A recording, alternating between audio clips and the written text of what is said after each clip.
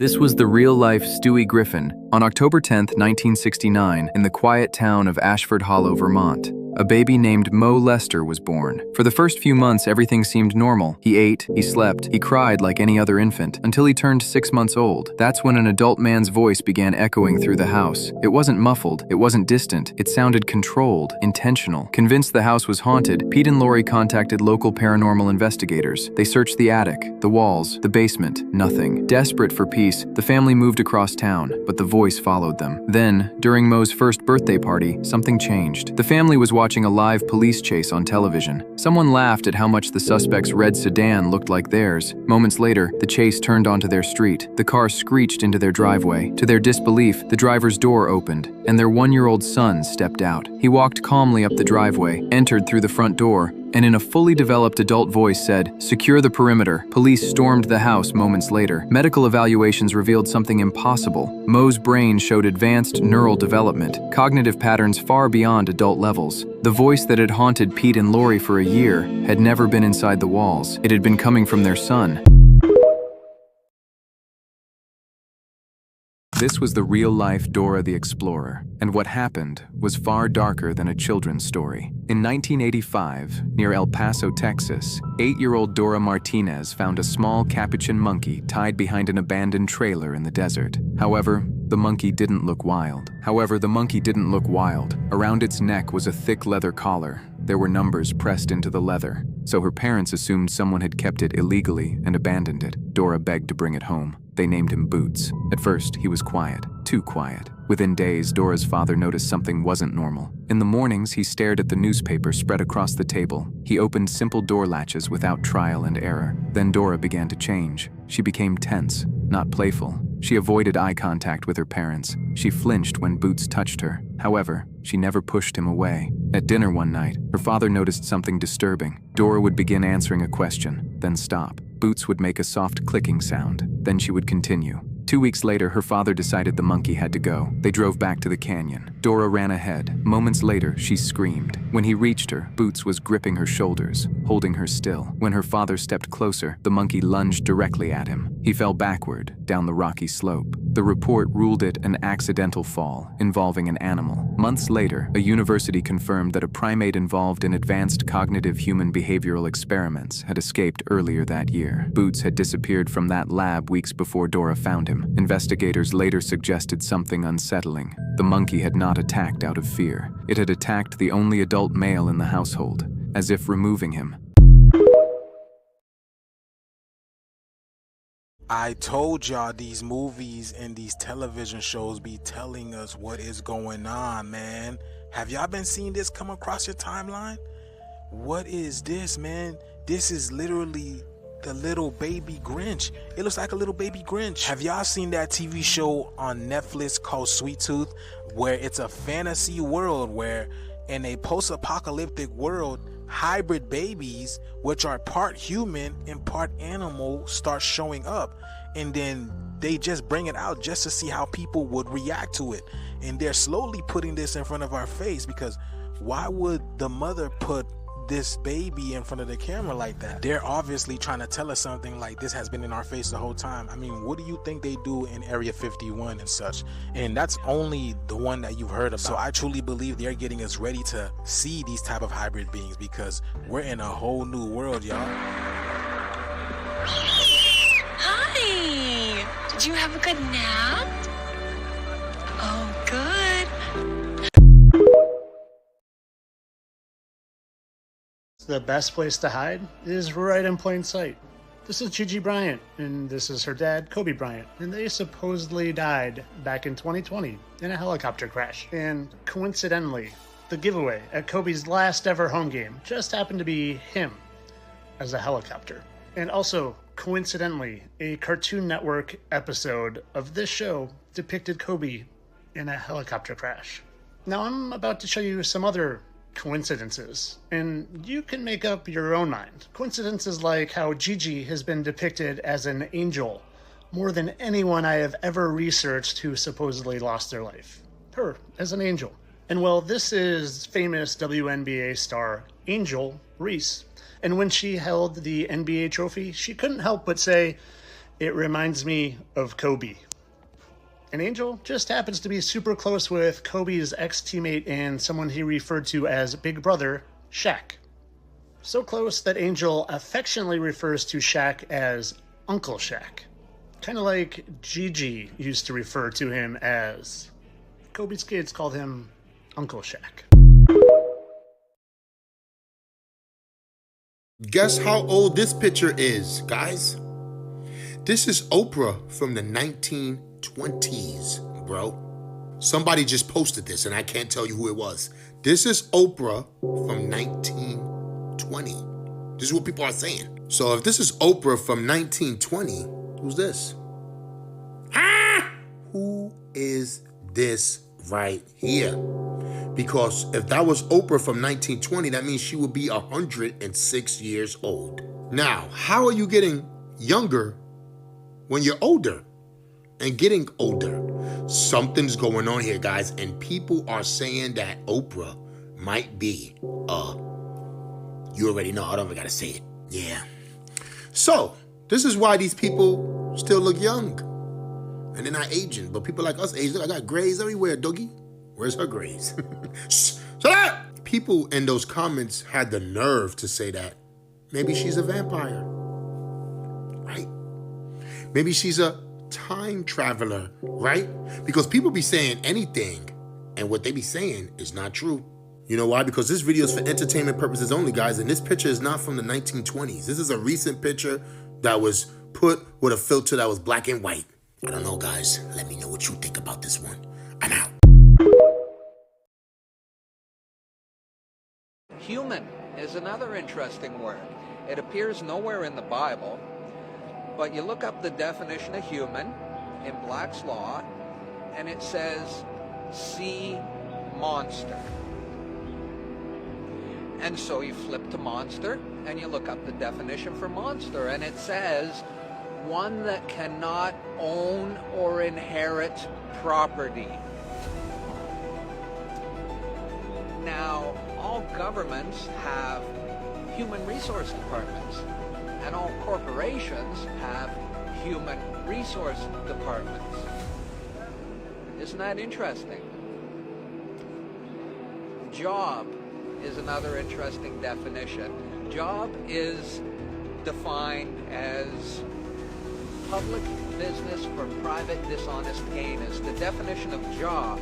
What if the real reason airships disappeared has nothing to do with safety and everything to do with what they could reach? The airship advantage. Early airships could travel thousands of miles, carry massive cargo, land almost anywhere, and float at low speeds over places airplanes can't go. And unlike modern aircraft, they didn't need runways. They were perfect for exploring the North Pole and could refuel almost anywhere. One of the first expeditions to the North Pole was done using an airship. These airships could even land on water. This is just for entertainment purposes and is not to be taken as fact or actual reporting. The North Pole problem. But here's the strange part. Right when airships became powerful enough to reach the true North Pole easily, every major nation suddenly signed treaties limiting travel there. No fly zones, no expeditions. Almost like they didn't want people seeing what's actually there. Other civilizations, ice wall. Were airships getting too close to whatever lies beyond the ice? Ancient civilizations, a hidden landmass, something our maps used to show until the maps mysteriously changed. After flying became commercialized and restricted, something classified for the elite. Whereas before, during the airship's time, people had free and easy travel, allowing for exploration and mapping done by the common man. The Hindenburg explanation. And yes, people bring up the Hindenburg, but it used hydrogen, not helium, because of a shortage. A shortage that conveniently forced them into using a flammable gas. And one disaster was enough to kill an entire technology. Sabotage, regression. Since airships vanished, we've actually lost capabilities. The giants of the past were more advanced than today's blimps, almost like we regressed instead of advancing. It makes you think who is writing our history books and how could we possibly fact check them. So the question is, did they stop airships or stop us from reaching something? Again, this is all just entertainment, but the timing is suspicious. Here we got Chicago 1933, and look what we got showing. This is interesting. Check it out. We're going to show what it looks like then, and then we're going to show you what it looks like now. And if you're from here, let me know what you know of. Look at that, it's so cool. Alright, check this out. Yeah, and I went ahead and wanted to show what it looks like now and all the differences. Some of the stuff is still there showing. Just changed the buildings on it. It's pretty wild. Bit different. Comment, let me know what you think. Comment if you're from here. Thought it was real interesting. So there you got that now. Gonna show it down there. Then we'll just go ahead and go right back to this and wow, check the difference out. That's all gone. Look at that. All those towers are gone. Wow. Very different. Anyways, thanks for watching. Thanks for listening. Thanks for being a part of this. Well, stay curious.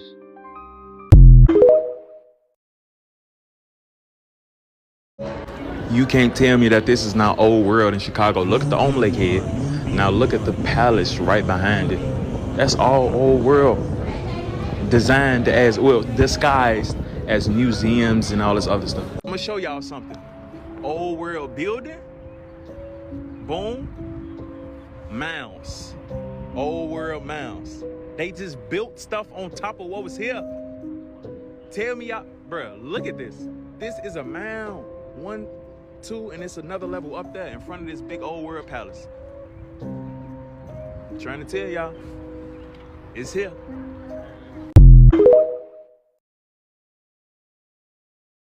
Okay, so what I'm about to show y'all is full proof that we've definitely been lied to, because let me know where y'all think this is. Like, drop it in the comments right now.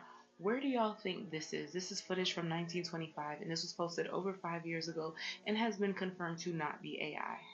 Yeah, this is Jerusalem in 1925 before Israel was formed in 1948. And I just say that to say, how many times has there been a great reset? And how does that process work? Like, what do they do with these people? They go in, because right now you're seeing the blackout happen in Cuba. You're seeing everything happen in Gaza. You're seeing all of these different countries just have a complete paradigm shift, like a complete shutdown and breakdown, and then another takeover. And I'm just looking at this and I'm like, look at how beautiful, how rich this land was. Look at the people, okay, and how they looked. Yeah, this is definitely not giving what we're being told is the truth today. And it just goes to show that this was never taught to us in school for a very specific reason, because I've definitely learned about Helen Keller and Anne Frank, but why wasn't I taught about this part of history? This is in 1925, and who was recording? And how much more footage is there out there just like this? I have never-ending questions, okay? But let me know if you've ever seen this footage. Drop your thoughts in the comments. Per usual, these are my personal opinions. This is all alleged. I can't confirm or deny any information, but more than ever, every day, I go down these rabbit holes, and I definitely implore you to do your research, because look at this, y'all.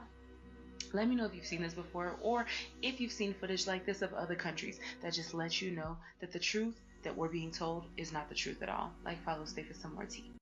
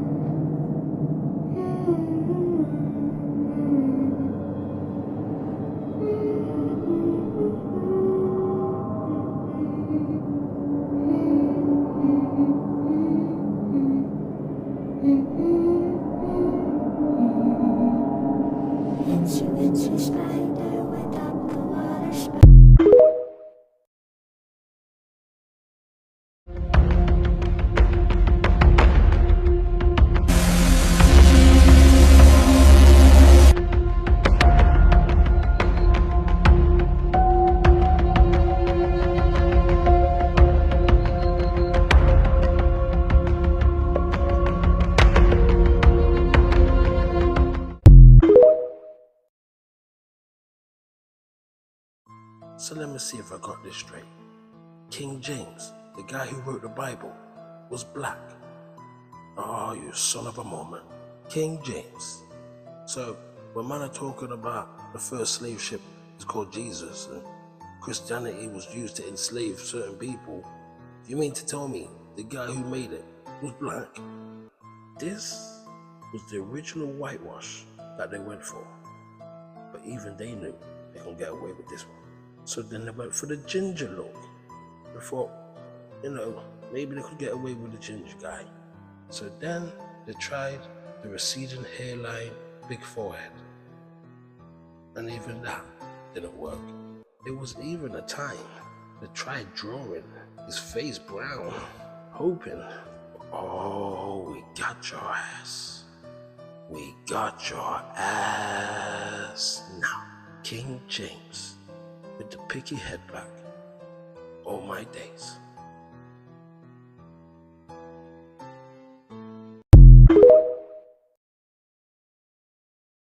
This is the story no one tells about the game Monopoly. In 1936, during the final years of the Great Depression, a man named Cash Bankman began hosting private recovery games in the coastal town of Greyhaven, Massachusetts. Bankman was known for his elegance, a charcoal suit, a polished cane, a quiet confidence that made desperate men listen. He sought out those who had lost everything, failed investors, ruined gamblers, men with nothing left but signatures. His promise was simple, one final chance. Inside a rented cliffside estate, players gathered around a board mapped after real city blocks. They bought, traded, and built through the night. Whoever controlled the most property by sunrise would leave with cash, real money. But before the game began, each man signed away what little remained: property, insurance, even future wages. Bankman never played. He only watched, smiling. By morning, one man would leave richer, the others left with nothing. Then, eventually, they stopped leaving at all. Between 1936 and 1939, 8 men were confirmed to have attended. Only 2 were ever seen again. When authorities searched the estate, they found the board untouched, money stacked, contracts signed, and at the head of the table,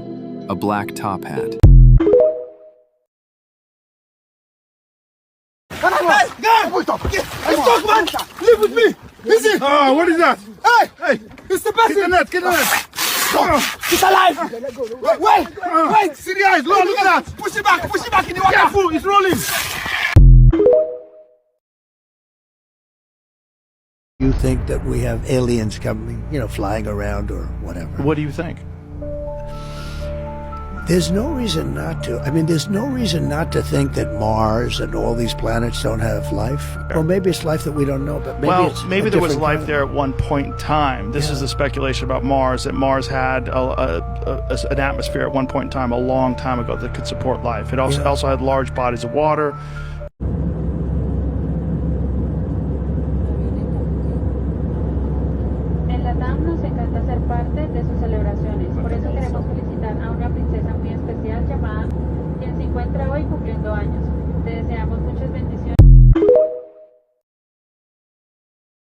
That experience cannot be improvised. Look at how this man fully trusts his skills and jumps into this canyon, and look at how he levitates. Gravity and the air lift him instantly upwards. Look at this. That is absolute confidence.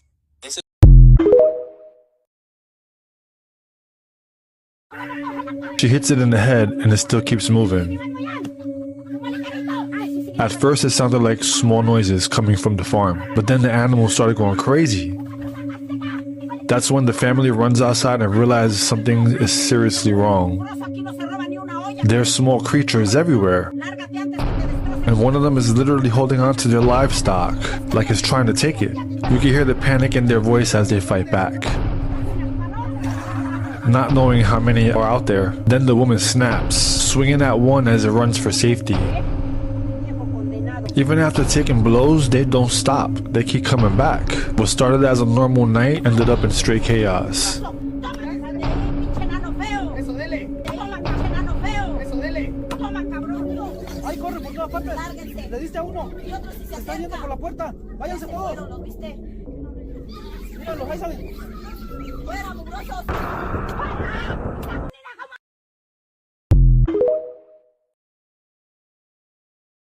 This is one of the rarest moments ever caught on camera. The reaction of an isolated tribe that has spent decades avoiding any contact with the outside world. In front of the man is a mannequin. set up by American researchers to see how they would respond to a figure resembling a modern human. The tribe is called the Manti. Very little is known about them. They live deep in the forests and remote river valleys, almost completely cut off from the outside world. Getting this close to them had never been possible before, which is why this footage is considered so extraordinary. The goal was simple: to subtly show them something that looks like a human and capture their reaction. Until this moment, nobody knew how they would respond to outsiders. What happened next stunned even the scientists from Louisiana who have dedicated their careers to studying isolated tribes.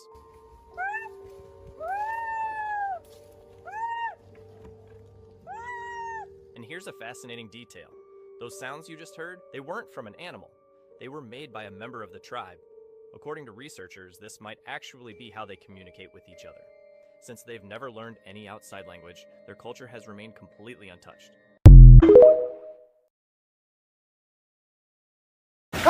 Guys! Let's talk, man! Live with me! Listen! Oh, what is that? Hey! It's the best! Get the net! Get the net! It's alive! Wait! See the eyes! Look at that! Push it back in the water! Careful! It's rolling! An old tape from 1996 shows something strange in the Himalayan valley. Look closer. Those figures are far too big to be human.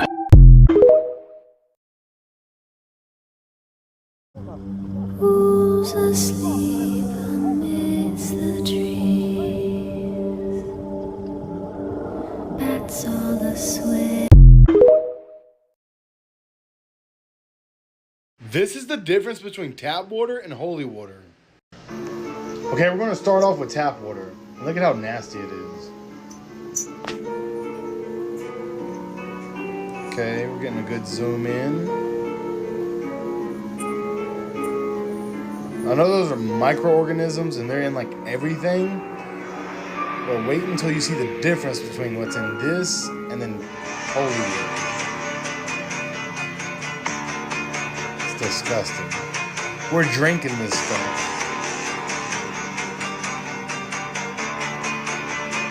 Okay, now we're gonna do holy water.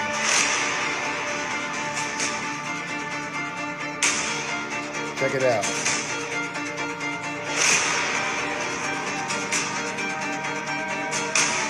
It looks a lot different, right? I wonder why that is. Thanks for watching. Let me know what you think and stay here.